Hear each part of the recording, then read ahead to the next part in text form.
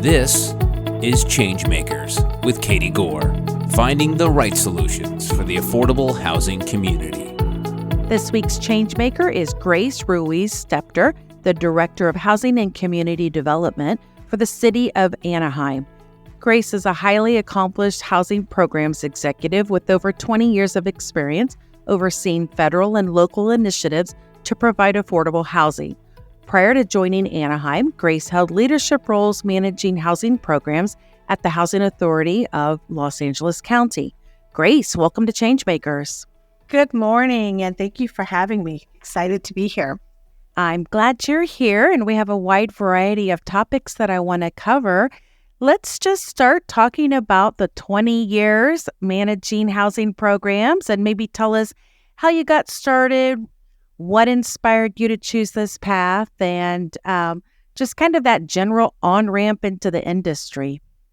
Sure. Let me start by apologizing and saying that now it's as I was reflecting last week, I had an all hands meeting here with all my staff. It's actually getting closer to 30 years. That's great. And quite a journey. I've listened to some of your other guests, and I think the one thing that I have in common with them is I think we all share this kind of we fell into housing. We didn't choose it as some people say, I want to go into medicine, or I want to go into law. Housing is just one of those careers that isn't prominently known, and so people don't intentionally pick it up. But once you dip your toe into it, and you start to do some meaningful work, it really just grabs a hold of you, and it becomes a lifelong journey. And I think that is really resounds with me, and I think is the same as I would describe my journey. Coming out of college, my forethought was that I wanted to do something in social work. And so my first real grown-up job, as we might call it, was working as a case manager in the South Central Los Angeles area for a nonprofit that helped pregnant and parenting teenage girls. And so as part of that journey, my main task was really to help these young ladies to find whatever it took to help them really elevate from the position that they found themselves in, that required finding things like subsidized childcare, helping with, in some cases, college applications, getting them into workforce training type of programs. And within that realm of helping folks, housing was one of the things that often reared its ugly head as something that people needed. And so through that experience is where I even came to know what housing was. It was the first time that I was introduced to the Housing Choice Voucher Program, what it does, how it assists people. And so I had to help my clients navigate that system. And so through that process, I learned a little bit about what housing was, really from a consumer point of view, of helping my clients to get on waiting lists, fill out applications, and then really understanding what that wait process might look like. Isn't it unique and just so uplifting that so many people start this industry with truly wanting to help people? Absolutely. I think that people that stay in this journey, that's a common theme. I've met many professionals. One of the things that I did later in life, once I really became entrenched and started on a career and a professional path, that I joined a couple of professional organizations here locally in California. I belong to the California Association of Housing Authorities. At one point, even served as the statewide president. And I've also been involved now for quite some time with NARO, the National Association of Housing and Redevelopment Officials. And that networking and the people that I find there, that's the common bond. I think unilaterally, you find people that have dedicated their careers to this, even folks who have retired and just keep coming back. We often say, and I certainly believe that, we're at many regards, we're extremely fortunate to be able to provide for our families and a career that provides meaning every day for the work that we do. I'm sure that, there are other careers like that, but I think the uniqueness of housing is that we know what the need is and we can see how what we do every day matters. Before we get into the specifics about Anaheim, let's talk about NARO. You mentioned your involvement there, and you were just recently sworn in as the National Chair for Community and Revitalization. Congratulations on that. Thank you. Thank you. I'm super excited about serving the next 2 years. I've been involved now for this is my 4th term. And I started as an appointee for this NARO Pacific Southwest Regional Chapter. And mainly, I think that because of my dual role in Anaheim, I happen to have oversight of both our Housing Choice Voucher Program, in addition to other non-traditional roles for a housing director, which is all of our federal entitlement programs. I run our workforce division, and I also oversee our affordable housing production. So in many ways, my role here in Anaheim is community revitalization, using the tools that are available through the Housing Authority, but also tools that are available much broader from a city perspective. And so the work of the CR&D committee is, as we move forward for the next 2 years, is really going to be about really exploring how housing is more than just buildings or structure. It's about, we look holistically at communities. And I think back to the Hope 6 programs, neighborhood improvement programs. That is really what we're doing. We're not just building affordable housing. We're attempting to do things on a wholesale basis to uplift communities. A lot of housing authorities are doing that independent of the funding that's coming from the state or the federal government. It's the way we think. And so a lot of the members on CR&D have expressed that. They've expressed a desire to really elevate that messaging and to showcase the things that we're doing. Because in some ways, housing authorities tend to be some of the nation's best kept secrets. We do a lot of terrific work, but it's not as prominently known. So through CR&D and through NARO, we're hoping to start a little bit at a time to showcase all the work that's being done every single day throughout this nation. Those are some good key initiatives for the next few years. So that's something to be particularly excited about. And at the recent NARO convention in New Orleans, you were also on a panel talking about affordable housing and some, I believe it was motel conversions. Why don't you go through some of those conversations and give us an update, because it's a very interesting inclusion into the discussion for affordable housing. Yes, so I was. Thank you for bringing that up. I was on a panel with colleagues that I respect tremendously throughout California. Kit Dial from San Diego, Michelle Dozier from Sacramento. We were moderated by Preston Prince up in Santa Clara now. And we were talking about motel conversions, and the theme of our panel was the good, the bad, and the ugly. And the reason we named it that was that we really wanted to be transparent about the pros and the cons of what we're experiencing. So in California, motel conversions have really become a way to attempt to bring affordable housing online very quickly.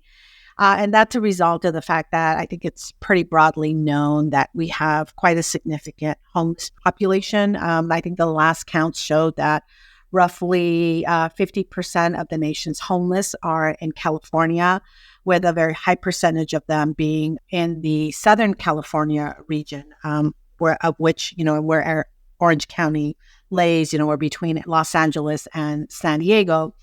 And so about 3 years ago or so, as a result of the state surplus, the governor put out a very innovative program called the Home Key Program, which allowed for jurisdictions to apply directly to the state for funds to acquire motels and quickly transform them into permanent supportive housing. And so many of us have taken advantage of that. We've applied to the state for home key funds, and we've been on a mission to buy motels, work with our nonprofit partners. In some cases, some housing authorities are developing themselves. In my case, I work with nonprofit housing partners to bring those forward. But it's about really going out to look at motels that are still in reasonable working condition, but can quickly provide housing for folks that are on our streets today. And so in the good, bad, and the ugly, a lot of the conversation was about the fact that motels offer a really good opportunity to buy a product that is already online, that offers a quick win in terms of maybe it only needs some rehab, and you can open the doors very quickly. The bad could be that sometimes you do have to be quite strategic about what you buy.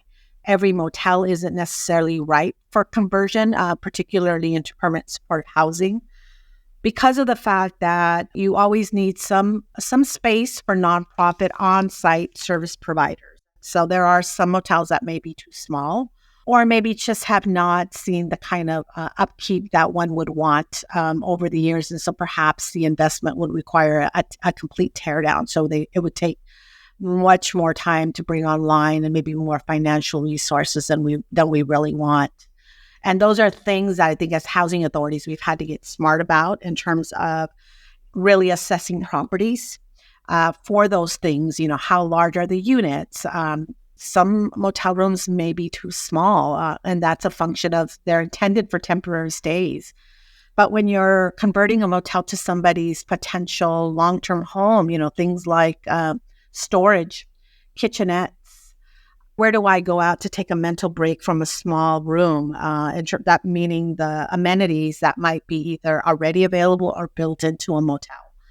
And all of those things are both opportunities and challenges. We've covered some pools in order to create community buildings and add some landscaping to make sure that a motel becomes viable long term. And then the ugly really is just that, sometimes even after our due diligence, we get in there and we find out that there's some things either structurally or otherwise that we didn't quite anticipate. And so then we're blowing out our budgets and we're having to figure that out. But the one thing that I think that we've all learned unilaterally is, it is definitely an opportunity when methodically thought out with careful attention to social services and an understanding that because the units are small, you have to create spaces for people to come out and connect with each other, to have, a place to mentally download. And when all of that is in place, it could really be a great opportunity. And so in Anaheim, we've been doing it for some time. I'd like to take a minute to actually toot our own horn in that we working with our planning department, we actually adopted a local motel ordinance ahead of the Home Key program, working with our planning department, which set the stage for us to be able to do this very quickly, meaning motels are normally a commercial property. So in most cities, you have to go through a land use change, and that could take time and money. So working with our planning department, we had already set the landscape for being able to do that quickly. The beauty of the Home Key program at the state level was that was incorporated into the money that was given to jurisdictions, was a lot of state deregulation that could be applied at the local level to get this going very quickly. So it has been a new foray for us, a lot of learning, and it's something that we continue to use as one of our tools in the toolbox for bringing forth permanent supported housing as quickly as we can. This is a very creative inclusion at solving the affordability crisis. And I like how you guys are addressing everything from zoning to, infrastructure, sustainability, and property reuse. I'm curious, are there other regulatory issues? You mentioned the zoning, but as far as if you're putting subsidy into the units, are you seeing any kind of waivers that you have to get for compliance or any of the other pieces that you've had to package with these deals? Well, certainly, attention to ADA. We have had to convert several units into more adaptable, not particularly some of our older buildings, but we're not waiving that. We're actually making those adjustments, and that's creating some costs, which still is the right thing to do. We have worked with our fire department on some accessibility issues and just being more adaptable in how we move forward. And so I think, from a land use perspective, I think allowing from the use to go from commercial to residential is probably the largest land use hurdles. But then there are other city departments, to ensure that that doesn't become an obstacle. One of the luxuries I have here at the city of Anaheim is that I'm also a department head. So the fire department, the police department, and what have you, those conversations are really needed and they're necessary. I was unaware that actually one of the properties that we bought, it was already being used as de facto affordable housing, but our fire department was being called there quite often for drug issues. And so they were actually one of my biggest cheerleaders when I bought the property. But one of the things they insisted on was the property management be available and open to communication with them, which often happens in affordable housing, regardless. So I wouldn't consider that necessarily a barrier, but an opportunity to bridge with departments that are already coming to these properties. Our police department was coming to some of our properties, the motels that we bought. And so that partnership has really strengthened management on site and just the security, because sometimes there could be community opposition to these types of developments with neighboring communities feeling like, well, I'm okay with it when it's a motel and somebody's just stopping by, but now you're converting and you're bringing in an element. One of the things that most people in the affordable housing world know is that we're constantly dealing with the not in my backyard syndrome. But the inclusion of the police and the fire department as key partners, advising what was already happening on the site and how inserting professional management services and their presence and their partnership with that, how all of that really helps to elevate and improve the conditions that might have been at the motel. All of those are things that, if done correctly, can really help the process move quicker. Because that's probably one of the things that can be a challenge is community opposition. The HomeKeep program from the state does have a much shorter community outreach requirement, but nonetheless, I think as housing authorities and as cities and as neighbors, of course, we do want that community input. We want it to be well received. So regardless of whether or not the community input process, some of our funding sources have been minimized, we still do it quite extensively. You've been talking about a lot of intergovernmental relations here and really emphasizing the importance of how housing providers have to work with city offices and different areas that are sometimes non-traditional. Do you have other examples you want to share of how you've had to partner to benefit housing programs? Certainly. In other arenas, we just opened up one of our latest affordable housing developments. It's called Fenimore Place. Once again, here with our planning department, we're working with trying to be use some innovation and have our affordable housing developments be more, serve more community serving.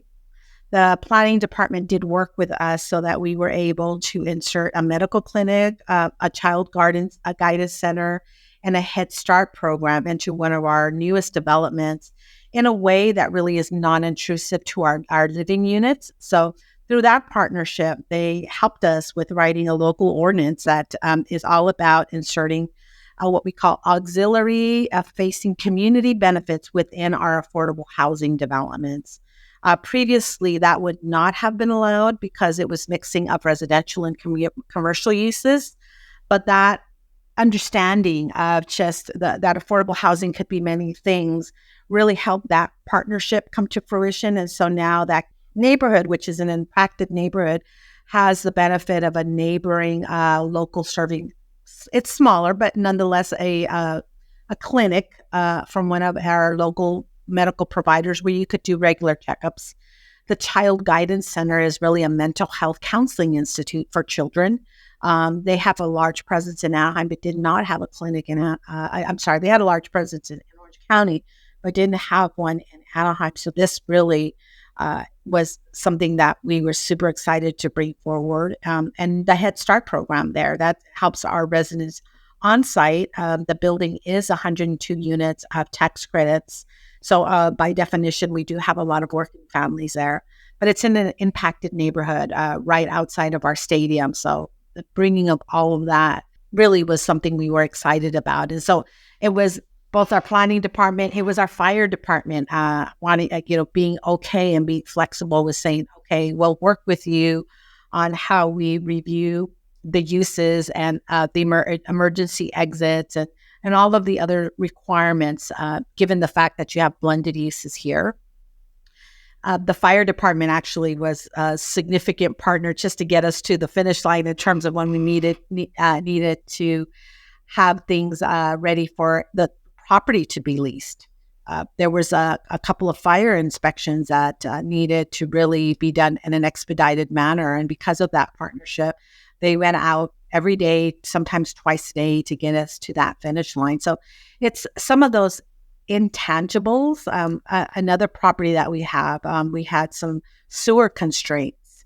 And so had to work with our public works department to really work through that, find alternative solutions that were both cost effective but safe.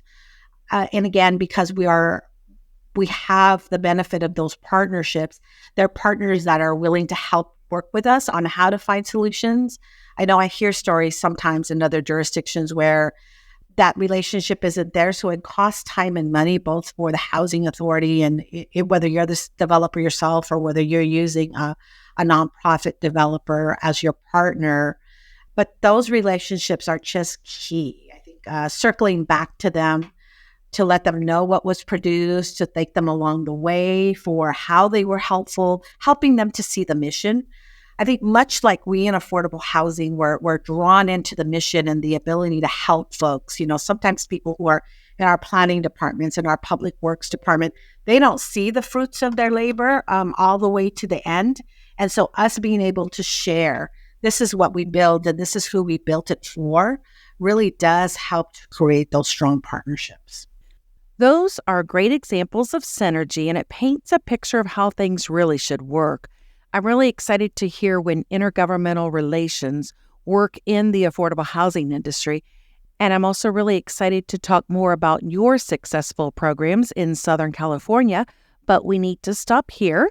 Coming up next time with Grace Ruiz-Stepter, the Director of Housing and Community Development for the City of Anaheim, Grace will share her perspective on the silver tsunami, the demographic wave of aging baby boomers and its effects. Folks that are retiring and now that retirement check isn't enough to keep up with rent. So really trying to get into the space of trying to come up with some creative ideas about how we help seniors stay in place, whether that be in a rental situation or even in a homeownership situation. We are finding seniors that are struggling even when they're homeowners. Thanks for listening to Changemakers with Katie Gore. To find out more about Katie, go to quadel.com. That's QUADEL.com. This has been a production of Forbes Books Radio.